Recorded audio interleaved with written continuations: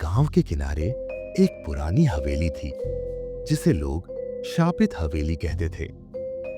वहां कोई रहने की हिम्मत नहीं करता था, लेकिन रोहन, जो शहर से अपनी नई दुल्हन सिया को लेकर आया था, उसने उस हवेली को अपने सुहागरात के लिए चुना।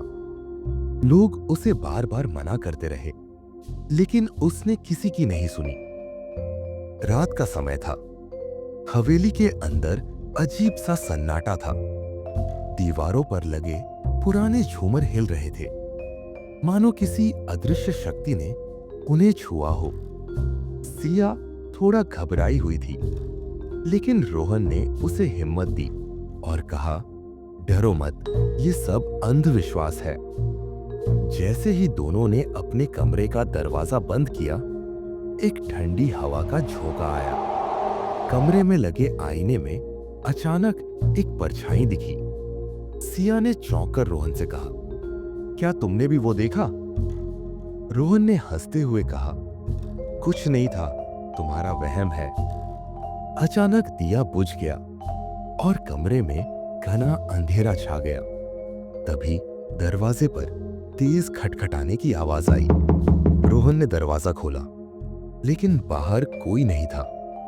जैसे ही वह मुड़ा, सिया को बिस्तर पर अजीब तरीके से कांपते देखा। उसकी आंखें खुली हुई थीं, लेकिन वह चुपचाप छत की ओर देख रही थी। रोहन ने उसे झंझोड़ा, लेकिन सिया के चेहरे पर अजीब सी मुस्कान आ गई। उसकी आवाज बदल चुकी थी। उसने धीमी, गूंजती हुई आवाज में कहा, यह हवेली हमारी है, तुम्हें यहाँ आने की सजा मिलेगी। रोहन डर के मारे पीछे हट गया।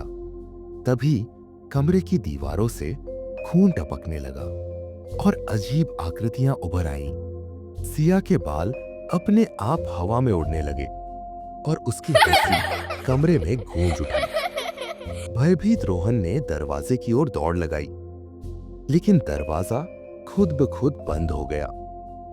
पीछे पलटकर देखा तो सिया का शरीर हवा में तैर रहा था। उसके चेहरे पर खौफनाक हंसी थी। अगली सुबह गांव वालों ने हवेली में रोहन को बेहोश पाया। सिया का कहीं कोई अता पता नहीं था।